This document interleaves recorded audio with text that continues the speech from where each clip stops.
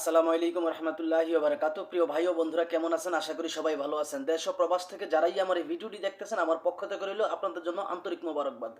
আমি চাই আপনারা সবসময় ভালো থাকেন। যে যে দেশেই থাকেন না কেন, যেই কাজই করেন না কেন, আপনারা যেন সবসময় ভালো থাকেন। আল্লাহ তাআলার কাছে সেই শুভকামনা সবসময় করি।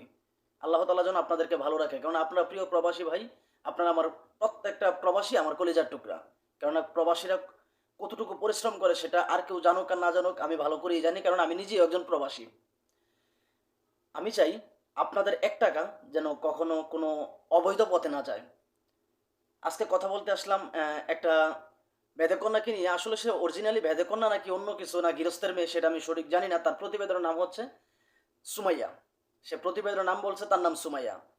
তো আজকে তার কিছু কথা বলতে আসলাম। এই যে সুমাইয়া মেয়েটা, সে এমনও কথা বলছে যে আসলে কেউ তো হেল্প সহযোগিতা করেই না, বরঞ্চ কেউ স্বামী হিসেবেও পাশে থাকতে চায় না। কেউ স্বামী হিসেবেও আ পাশে থাকতে চায় না। তারা নাকি সত্যবাদী, মিথ্যা কথা তারা কখনোই বলে না। তারা প্রত্যেকটা ভিডিওতে বলে যে তারা চিটিংবাজ না, তারা বাটপার না, এবং কি তারা কখনো মিথ্যা কথা বলে না, মিথ্যা কথার ধারে কাছেও যায় না। আমি মনে করি তারা প্রত্যেকটা কথাই মিথ্যা কথা বলে। কেননা একেকটা মেয়ের একেকটা চ্যানেলে ৫ থেকে ৬টা, ৭টা, ৮টা, ১০টা করে প্রতিবেদন আছে।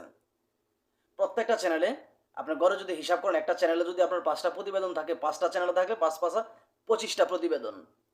সেটা আপনার আমি আরও ২-৪-৫ বছর আগের থেকে দেখতেছি তারা প্রতিবেদনের নামে আধুনিক ভিক্ষা করতেছে। আমার স্ক্রিনের এই পাশে একটা ভিডিও চলতেছে, দেখেন। এর নামই হচ্ছে সুমাইয়া। সে নাকি খুব ভালো একজন মানুষ। এবং কি সে কালো হোক কিংবা সুন্দর হোক, বয়স্ক হোক কিংবা যুবক ছেলেকে বিয়ে করতে চায় না। একদম একজন বয়স্ক মানুষ পেলেই সে তার জীবন সঙ্গী করবে। আমার কথা হলো গিয়ে, আপনি একজন ছেলে, আমি একজন ছেলে। আপনি কি কখনো চাইবেন যে আপনার লাইফ পার্টনার কখনো একটু বৃদ্ধ টাইপের হোক বা একটু বয়স্ক হোক? এটা আপনি কখনোই চাইবেন না। কেননা প্রত্যেকটা ছেলেই চায় যে তার লাইফ পার্টনার একটু সুন্দর হোক, একটু ম্যাচিউরড হোক, একটু আ যেন সে একটু ভালো হয় বা সে যেন একটু স্মার্ট হয়, এটা প্রত্যেকটা ছেলে চাইবে। আর এই চাওয়াটা অন্যায় কিছু না। আমি আমার লাইফ পার্টনারকে আমি আমার মতো করে দেখবো, অন্য কেউ কারোর মতো হলেও হবে না। তো এই সমস্ত যে মেয়েরা প্রতিবেদনের নামে আধুনিক ভিক্ষা করে, আর যখনই প্রবাসীরা এই সমস্ত মেয়েদের ফাঁদে পড়ে, তখনই দেশের যে ১২টা বাজে, এটা আসলে বাস্তব কথা। কেননা এই সমস্ত মেয়েদের প্রেমে যখন পড়ে, তখন প্রবাসীরা ব্যাংকের মাধ্যমে টাকা দিতে চায় না, এবং কি এই সমস্ত মেয়েরা অ্যাকাউন্ট নাম্বার কখনো দেয় না। তারা সবসময় বলে তাদের কোনো অ্যাকাউন্ট নাম্বার নাই। আর যখনই কোনো প্রবাসী অ্যাকাউন্টের মাধ্যমে টাকা না দেয়, তখনই রেমিটেন্স থেকে বঞ্চিত হয় আমার বাংলাদেশ। এই সমস্ত মেয়ে যখন অ্যাকাউন্ট নাম্বার না দেয়, বিকাশ নাম্বার দেয় বা হুন্ডির নাম্বার দেয়, তখনই কিন্তু এই ব্যাংকের মাধ্যমে টাকা দিলে হয়তো কিছু টাকা হলেও আমাদের সরকারি কোষাগারে একটু হলেও জমা হতো, আমাদের দেশের উপকার হতো। কিন্তু এটা তো আমাদের দেশের কোনো উপকার হচ্ছে না। আমাদের দেশে এত সংস্থা আছে, এত সংস্থা থাকাকালীনও আসলে আমরা কোনো উপকার পাই না। আমাদের দেশের অনেক আইন সংস্থা আছে, অনেক সেনাবাহিনী আছে, প্রায় ১,৬০,০০০-এর মতো বিজিবি আছে, ৬,০০০-এর মতো, এবং এই কোস্টগার্ড বিজিবি সেটা হচ্ছে ৫,০০০-এর মতো, পুলিশ আছে ৩,০০,০০০, র্যাব আছে ২০,০০০, বিমান বাহিনী হচ্ছে ১৮,০০০, এবং কি নৌবাহিনী হচ্ছে ৪০,০০০, আনসার বাহিনী, আধা সামরিক বাহিনী হচ্ছে আপনার প্রায় ৬৮ থেকে ৭০ লক্ষ। এত আইন শৃঙ্খলা বাহিনী থাকতে এই সমস্ত মেয়েদের ভণ্ডামি বা এই সমস্ত প্রতিবেদনের নামে আধুনিক ভিক্ষা আজ পর্যন্ত কি কোনো মানুষের চোখে পড়ে না?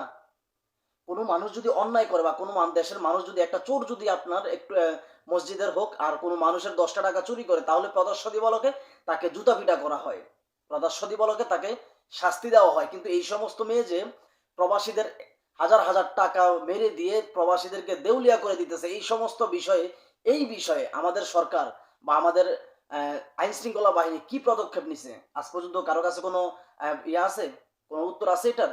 আমরা আশা করি কোনো উত্তর নাই। কেননা প্রবাসীদেরকে নিয়ে কেউ ভাবে না। প্রবাসীরা সবাইকে পই পই করে একটু একটু করে সবাইকে সবকিছু বুঝিয়ে দিলেও প্রবাসীদের কথা কেউ ভাবে না, এবং কি প্রবাসীদের কথার মূল্য কেউ দেয় না। যদিও প্রবাসীরা দেশের রেমিটেন্স যোদ্ধা, কিন্তু এই রেমিটেন্স যোদ্ধার আহ, মূল্য কেউ দেয় না। আমরা যদি আমাদের বাংলাদেশ এয়ারপোর্টে যাই, দেখি আমরা অনেক সময় যে প্রবাসীদের লাগেজ উড়াইয়া উড়াইয়া ফালায়, উড়া দিয়া ফালায়, মনে হয় এই লাগেজের কোনো দাম নাই। আপনি যদি আহ, একটা লাগেজ নিয়ে বাংলাদেশ থেকে কোনো দেশ থেকে, প্রবাস থেকে বাংলাদেশে যান, তো তাহলে সেই লাগেজটা আপনি একবারই ব্যবহার করতে পারবেন, দ্বিতীয়বার আর ব্যবহার করতে পারবেন না। তারা এভাবে উড়া দিয়া ফালায়। কিন্তু অথচ আমাদের টাকায় পার্লামেন্টে বসে, সরকার পার্লামেন্টে বসে আমাদের টাকায় দেশ চলে, আমাদের রেমিটেন্সের টাকায় দেশ চলে, কিন্তু আমাদের আমাদের কোনো হেল্প সহযোগিতা নাই বা আমরা কোনো সুযোগ সুবিধা পাচ্ছি না, এই সমস্ত মেয়ে প্রবাসীদেরকে দেউলিয়া করে দিছে, কিন্তু আজ পর্যন্ত কেউ এটার কোনো প্রতিবাদ করে নাই। আজ পর্যন্ত কেউ এটার প্রতিবাদ করে নাই, আর করবেও না আমি জানি। কেননা সংসদে আহ, সেতু মন্ত্রী আছে, বিভিন্ন সংস্থার মন্ত্রী আছে, কিন্তু প্রবাসীদের কোনো এমপি নাই, কোনো মন্ত্রীও নাই। অতএব প্রবাসীদের কেউ আপন বলতে কেউ নাই সংসদে। প্রবাসীদের হয়ে যে কেউ কথা বলবে এমন কেউ নাই।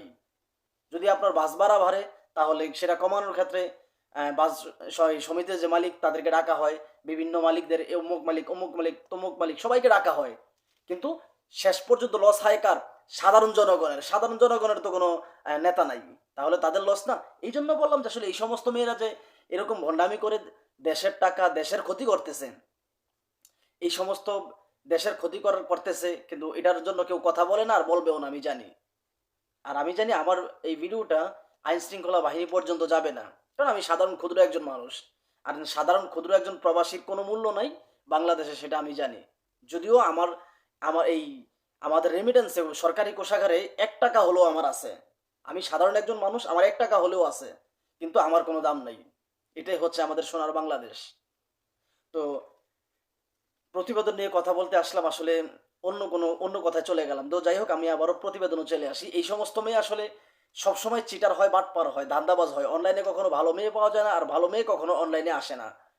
আপনারা 3 লক্ষ 4 লক্ষ টাকা আপনার খরচ করে বিয়ে হলেও তো সেটা দেখি আমরা, যেমন আহ, অনেক কাজের ক্ষেত্রে 5 মাস 6 মাস মধ্যেই সেটা ডিভোর্স হয়ে যায়। তাহলে ওরা কিভাবে আপনার এই অনলাইন থেকে জামাই খুঁজে নিয়ে সংসার করবে, বা ওদের সাথে আপনারা সংসার করতে পারবেন? এটা আপনারা কোন যুক্তিতে বিশ্বাস করেন? আমার আসলে মাথায় এটা ধরে না। আপনাদের মাথায় কি একটু জ্ঞান নাই যে আসলে ওরা কি আসলে বাস্তব মানুষ খুঁজে, নাকি মানুষকে ধোকা দেওয়ার জন্য আসে? আপনারা যখন প্রতিবেদনগুলো দেখেন, আপনারা একটা কৌশল অবলম্বন করবেন, যে প্রতিবেদনের যে কমেন্ট বক্সটা, সেখানে আপনি যাবেন, গিয়ে দেখবেন যে আসলে কে কি লিখলো। তাহলেই আপনি বুঝতে পারবেন ওরা কতটুক প্রতারক, কতটুক চিরিংবাজ। তো যাই হোক, আসলে আমার এই ভিডিওটা কাউকে উদ্দেশ্য করে বানানো হয় নাই। আমার একটু কষ্ট লাগছিল, এই জন্য এই সমস্ত ভিডিও আমি বানাই। প্রবাসীদের জন্য আমার মায়া লাগে, কারণ আমি নিজেও একজন প্রবাসী। প্রবাসীদের জন্য আমার মায়া লাগে, এই জন্য আমি সতর্কমূলক ভিডিও বানাই। তো এই ভিডিওটা দেখে আসলে কেউ খারাপ মন্তব্য করবেন না। আমার জন্য সবাই দোয়া করবেন। তো ভালো থাকবেন, সুস্থ থাকবেন। আল্লাহ।